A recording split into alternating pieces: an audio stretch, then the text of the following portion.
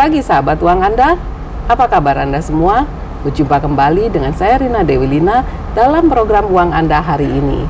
Program pendidikan finansial ini merupakan persembahan dari Citi PK dan Citi Foundation bagi keluarga Indonesia. Sahabat uang Anda, bila Anda perhatikan setting studio yang digunakan program Uang Anda hari ini terasa berbeda dari biasanya. Karena tema yang akan kita bahas hari ini terasa sangat spesial. Karena saya mengundang langsung narasumber yang saya yakin akan memberikan banyak inspirasi bagi Anda semua.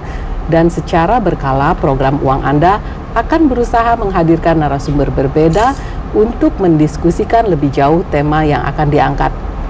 Nah baiklah, saya akan membuka segmen penjelasan topik hari ini dengan beberapa pertanyaan. Apakah Anda puas dengan pekerjaan Anda sekarang? Apakah Anda ingin mandiri secara finansial dengan mengelola usaha sendiri? Atau apakah Anda masih menganggur dan kesulitan mendapatkan pekerjaan? Pertanyaan-pertanyaan tersebut sengaja saya lontarkan karena sering ditanyakan kepada kami. Salah satu solusi yang saya berikan yaitu sebaiknya Anda berwirausaha. Saat ini saya sudah ditemani oleh tamu yang sangat istimewa. Beliau ini masih muda, pintar, dan yang terpenting beliau sukses sebagai wirausahawan muda. Karena masih muda, saya akan memanggilnya dengan panggilan Mas Hendy Setiono. Di usianya yang memasuki usia 30 tahun, Mas Hendy sudah memiliki 750 outlet kebab Turki Baba Rafi di Indonesia dan Malaysia. Tentu saja, figur yang sesuai sekali untuk membahas topik Ayo Jangan Takut Berwirausaha. Seperti biasanya, saya akan mengundang sahabat uang Anda untuk berinteraksi langsung pagi ini di nomor yang tertera di televisi Anda di bawah ini. Selamat pagi Mas Hendy. Selamat pagi Mbak Rina. Pagi. Nama Mas Hendy, apa kabar? Alhamdulillah sehat-sehat Mbak. Sehat-sehat ya.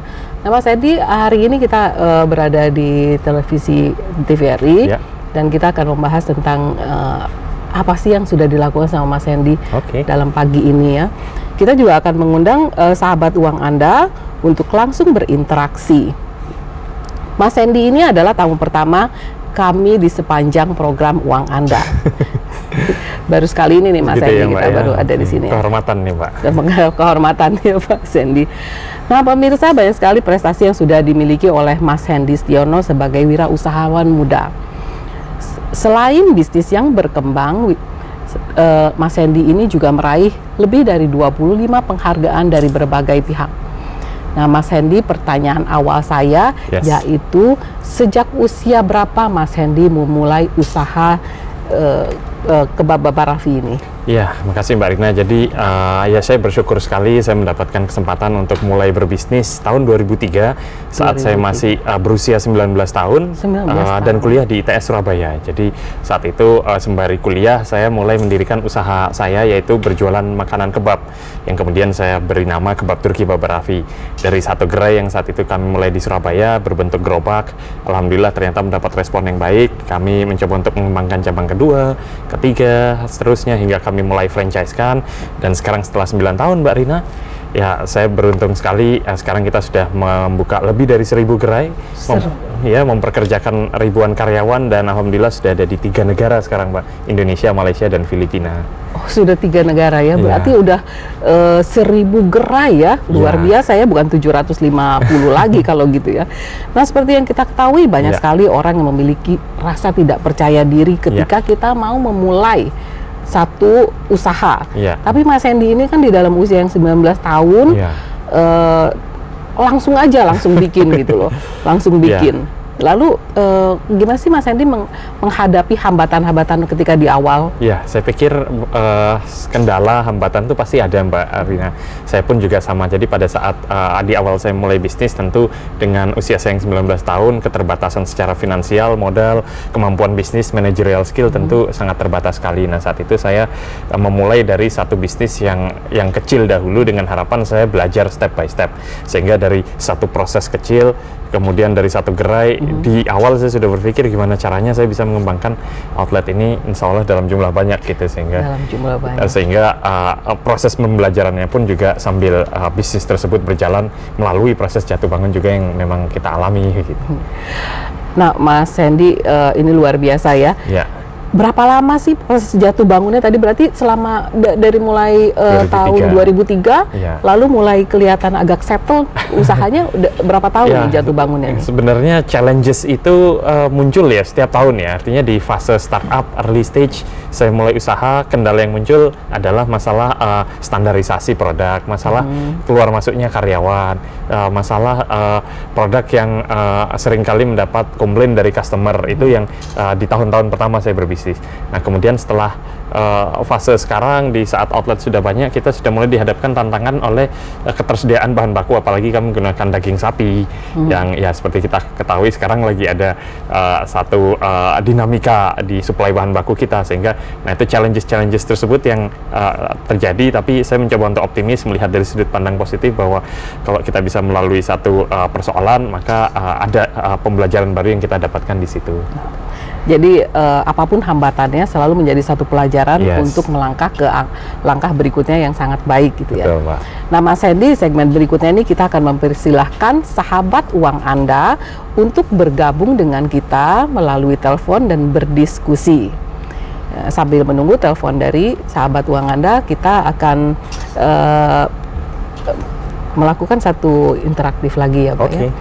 Nah, Mas Hendy, kenapa sih pilihannya Kodi Kebab Bapak Raffi? Kenapa kebab gitu loh? Jadi sebenarnya secara general bisnis kuliner, kenapa saya mau menjalankan bisnis makanan? Karena ya saat memulai bisnis, passion yang saya miliki adalah kuliner gitu, sehingga pada saat saya memilih satu ide bisnis, saya memilih untuk yang sesuai dengan bidang saya, yaitu makanan. Gitu ya, Pak. Itu makanan ya. Oke. Nah, ada telepon masuk ya. Halo, selamat pagi Wang Anda. Iya, selamat pagi Bu. Selamat pagi Wang Anda ya. Saya dari Bapak Marnawi Kalimantan Barat Bu. Ya, Bapak bisa maaf volume teleponnya, volume televisinya dikecilkan? Iya. Ya, silakan dari mana dan dengan siapa? Bapak Marnawi Kalimantan Barat Bu. Baik, silakan pertanyaannya Bapak Marnawi dari Kalimantan Barat. Para Mas Hendy ini. Yes. Saya salut benar, Mbak. Ini umurnya masih muda, sudah bisa sukses. Malah kalau saya berpikir super sukses ini. Amin. Masih belajar, Pak. Saya juga sudah berwirausaha, Ibu. Ya. Dari sejak tahun 2000. Ya. Silakan langsung ke pertanyaannya, Pak. Cuman banyak kali kendala, Ibu. Oke, pertanyaannya, Pak. Banyak kendalanya. Pertanyaan saya. Untuk sementara saya sekarang ini kan sudah mau sudah mau menyebarkan sayap itu, Ibu. Cuman kadang saya itu kesulitan untuk saya sendiri yakin mencari karyawan itu, Ibu. Gimana itu solusi? Baik, terima kasih Pak Marwani. Nah, Mas Hendy. Pak Marwani ini ternyata dia kesulitan mencari karyawan, dia maunya mengekspansi usahanya, tapi dia ya itu tadi kali seperti Mas Hendy bilangnya suka keluar masuk. Silakan Mas Hendy. Baik, jadi saya pikir itu persoalan yang dialami oleh semua entrepreneur atau wirausaha. Jadi di awal saat kita mulai bisnis, umumnya kita sendiri yang menjadi superman atau sistem dalam bisnis kita, sehingga kita yang melakukan penjualan, kita yang membeli bahan baku, kita yang merekap hasil penjualan dan lain sebagainya. Namun pada saat bisnis bertumbuh, kita harus mulai merekrut tim, sehingga ada muncul tim with a superman gitu. Nah, sehingga kita sudah mulai mendelegasikan beberapa proses tugas, pekerjaan dan sebagainya. Nah, saat mau berkembang lagi, mau ekspansi lagi, saat itu pula kita sudah mulai mengembangkan tim lagi menjadi delegated responsibilities. Jadi kita mendelegasikan, bukan melempar pekerjaan. Jadi bagaimana kita bisa membuat struktur bisnis tersebut berdasarkan divisi, sehingga rencana untuk ekspansi bisa dijalankan oleh tim dengan baik. Baik, Mas, ternyata itu adalah ilmu komunikasi juga ya, Mas ya. Nah, baik, ada telepon masuk. Halo, selamat pagi Wang Anda. Selamat pagi Wang Anda. Nah, ternyata teleponnya terputus. Nah, Mas Hendy, memang ternyata hal yang seperti tadi itu kan menjadi satu kesulitan yang luar biasa ya sebenarnya. Itu tadi Mas Hendy juga menceritakan gimana sih ternyata mengkomunikasikannya dari segala aturan dengan sekarang yang sebanyak itu karyawannya. Ya, saya pikir harus dibentuk satu sistem dan standar operasional. Sebenarnya ada telepon masuk. Halo, selamat pagi Wanganda. Selamat pagi. Ya. Silakan, dari mana dan dengan siapa? Dengan Nisman Bolinggo. Nisman, ya baik. Silakan ke pertanyaannya Pak. Langsung ke pertanyaan, ya. Pak Edit. Ya. Assalamualaikum. Waalaikumsalam Pak Miskat. Alhamdulillah. Sehat Pak Edit. Silakan pertanyaannya Pak. Ya. Ini yang kita mengelak keberat Pak Edit. Ya. Halo. Oh ya, maaf, teleponnya ternyata terputus, tapi kayaknya sih dia akan bertanya nih kira-kira dari Probolinggo dari Probolinggo ya. Tadi dia mau nanya sebenarnya Mas Hendy itu dia kayaknya punya kesulitan yang kira-kira sama lah seperti Bapak Marwani tadi ya. Di dalam mau mengembangkan, dan kebanyakan orang yang mau mengembangkan juga kesulitan di dalam pendanaan. Bagaimana tuh? Ya, financing. Jadi itu adalah salah satu indikator dalam pengembangan bisnis. Sebenarnya bukan yang pertama atau yang utama saat kita mengembangkan bisnis. Yang bagi saya yang terpenting adalah integritas.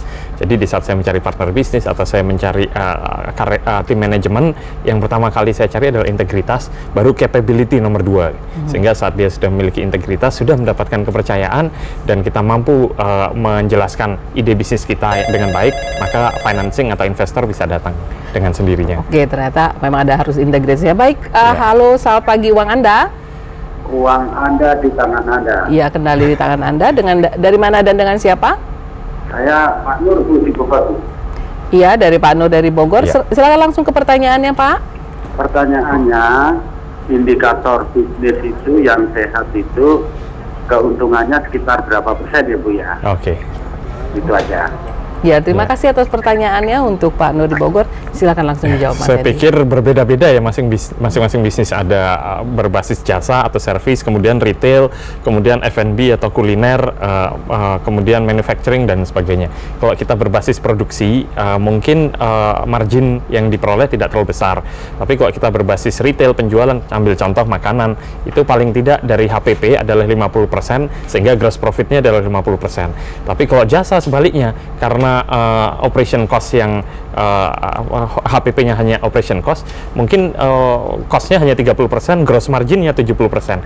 Nah, sehingga itu perlu kita cermati juga. Tapi setiap kali saya memberikan arahan bahwa dalam menentukan harga jangan masuk dalam price war strategi gitu, sehingga masuk lebih kepada margin yang baik. Wah, luar biasa nih teleponnya langsung terus-terusannya. Baik, selamat pagi Uang Anda. Selamat pagi Uang Anda. Uang kendali tangan Anda. Iya, selamat pagi Uang Anda. Pak, suaranya kecil sekali Pak. Iya, halo. Iya, dari Pak Roni dari Jember. Silakan Pak Roni pertanyaannya. Iya, uang Anda kendali Anda. Uang Anda kendali tangan Anda. Silakan pertanyaannya Pak. Iya, begini. Saya juga mempunyai bisnis ini Mas Hendy. Ya, Pak Roni. Bisnis kecil-kecilan sebenarnya, tapi sudah ya 9 tahunan lah saya melakukannya. Ya. Cuman kadang saya untuk mengembangkannya seperti yang sama Mas Hendy tanyakan, yang sampaikan tadi, setiap kali ingin saya melakukan peningkatan tuh saya sendiri kadang-kadang ragu dengan apa bisa gitu, sehingga kadang-kadang sampai sekarang pun ya perkembangannya tidak begitu besar gitu ya, itu aja. Mungkin Mas Hendy bisa memberikan arahan-arahan gitu ya, bagaimana mungkin kita lebih bisa berani lagi mengembangkan itu. Ya, makasih Mas Hendy. Baik Pak Roni, terima kasih atas pertanyaannya. Silakan langsung dijawab Pak Hendy. Ya, saya pikir mindset atau keraguan-raguan tersebut ya perlahan-lahan harus kita hilangkan, bahwa dalam berbisnis, kalau bisnisnya maju, tambah berkah, tambah banyak karyawan yang bisa direkrut, maka semakin banyak karyawan yang mendoakan. Jadi di saat saya memulai dengan satu outlet, saya saat itu sudah berpikir gimana caranya saya bisa mengembangkan bisnis kebab saya hingga ratusan cabang. Ya alhamdulillah ternyata bisa berkembang hingga ribuan gitu. Tapi dari perkembangan tersebut, intinya rasa ragu tersebut harus bisa dibalik dengan rasa bersyukur dengan membuka lapangan pekerjaan, memberi kesempatan orang untuk kemudian bisa hidup dari bisnis ini dan sebagainya. Nah, itu yang justru memacu kita untuk bisa lebih baik lagi, saya pikir gitu. Jadi bukan hanya sekedar uang aja, tapi ada aspek lainnya ya. Baik, selamat pagi uang Anda. Oh, mohon maaf terputus.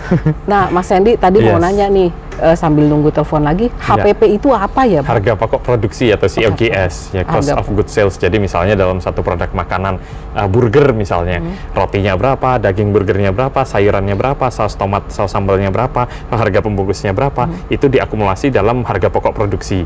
Nah, sehingga kemudian ada gross margin yang kemudian harus dikurangi dari operational cost, biaya gaji karyawan, biaya sewa, biaya transport, dan lain-lain, sehingga baru muncul net profit. Gitu. Oh, berarti ada cost-nya dulu, baru keluar nanti ada profitnya ya kalau sudah ditambah dan lain-lain. Tadi yang belum ditanyakan, pada tahun 2003 itu sebenarnya kan kebab itu kan belum terlalu populer ya. Betul. Ada telepon masuk. Baik, selamat pagi uang Anda. Halo, selamat pagi uang Anda. Selamat pagi ruangan Anda. Iya, selamat pagi. Dari mana dan dengan siapa? Ibu Maika dari Riau. Iya, silakan pertanyaannya.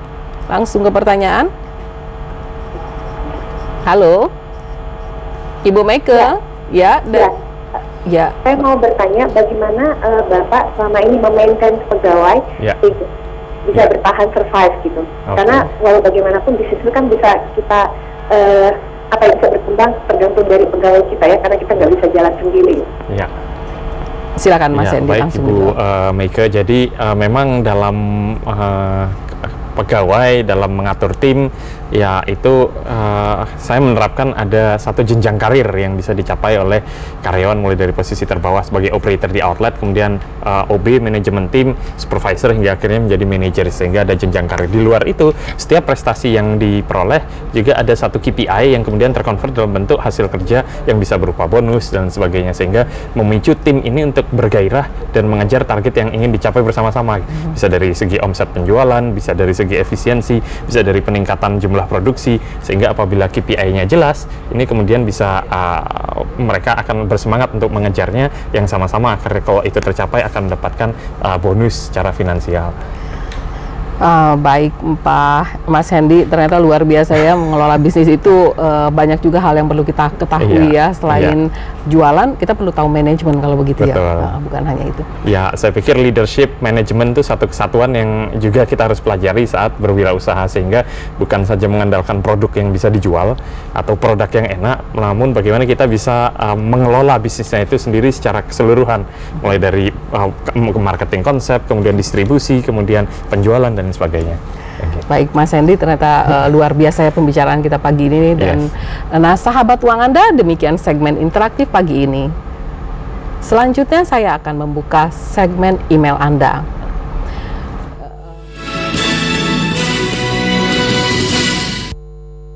Sahabat uang Anda, bagi yang belum berhasil masuk ke line telepon, sampaikan permasalahan Anda, permasalahan finansial Anda melalui email kami di info@uanganda.or.id.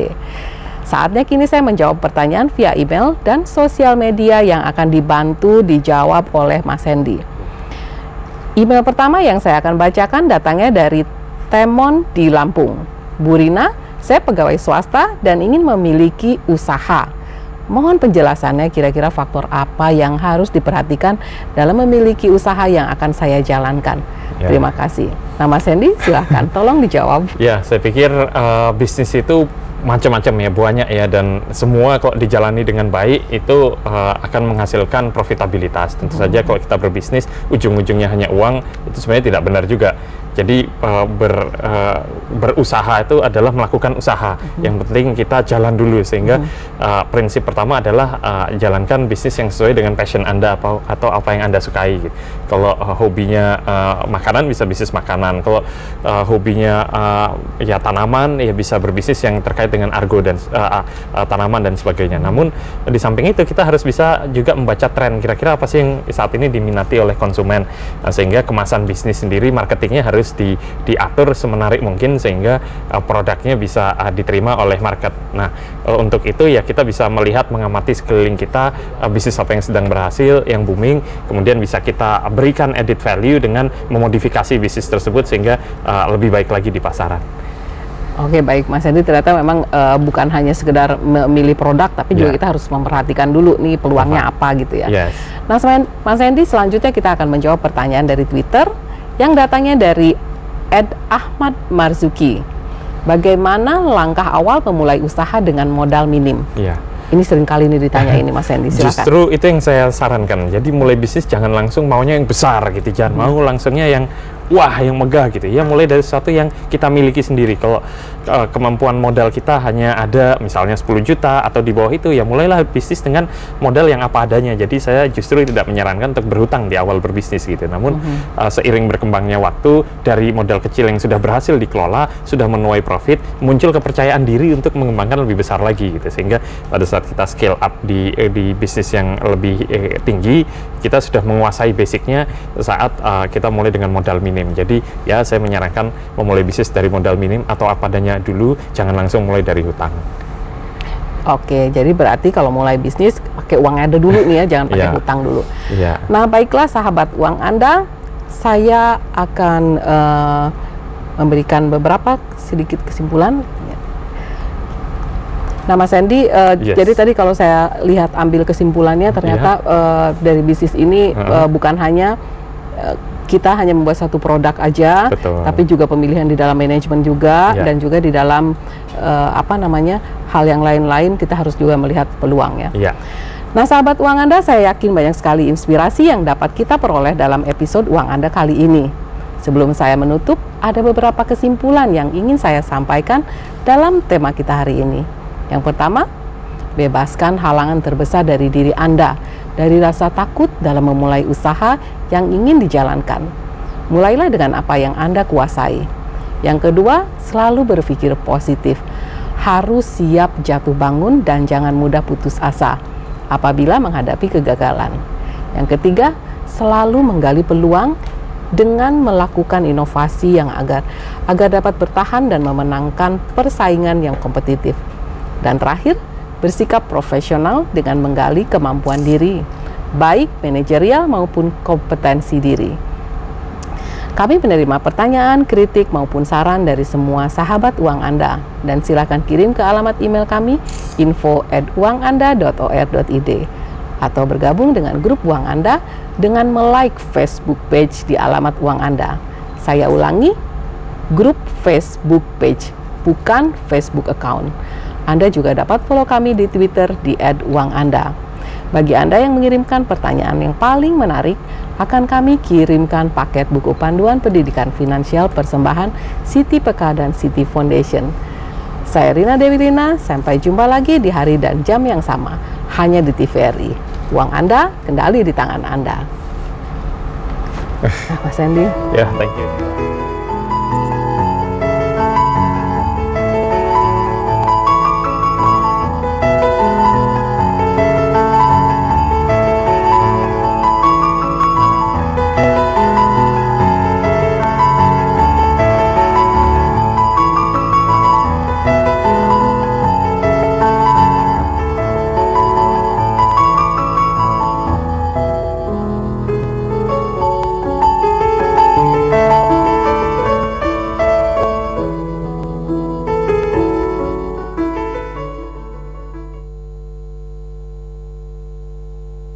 Acara ini dipersembahkan oleh